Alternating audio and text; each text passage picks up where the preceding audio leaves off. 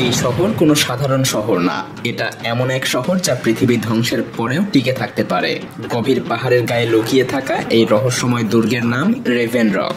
1950-এর দশকে যখন পরমাণু যুদ্ধের আতঙ্কে বিশ্ব কাঁপছিল, তখনই তৈরি হয় এই বিশাল ভূগর্ভস্থ বাংকার।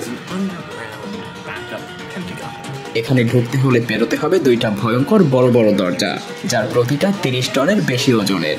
আর এই দরজা বসানো হয়েছে বিশেষ স্প্রিং এর উপর, যাতে করে যে কোনো বিস্ফোরণের ধাক্কা সহজেই সামলে নিতে পারে।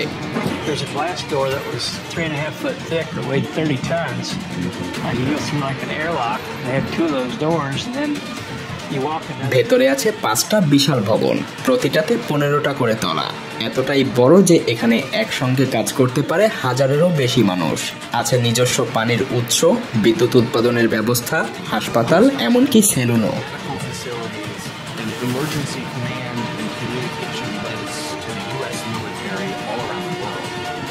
এটা এমনভাবে তৈরি যে সরাসরি পরমাণু হামলা হলেও ভেতরে থাকা মানুষগুলোর কিছুই হবে না। এখানেই জরুরি মুহূর্তে আশ্রয় নিতে পারবে মার্কিন সরকারের উচ্চপদস্থ কর্মকর্তারা।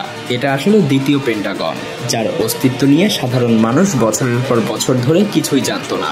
তবে সবচাইতে আশ্চর্যের বিষয় হলো প্রতিদিনই এখানে কাজ চলছে, কিন্তু কি নিয়ে কাজ চলছে তা নিয়ে কখনো কেউ স্পষ্ট ধারণা দিতে পারেনি।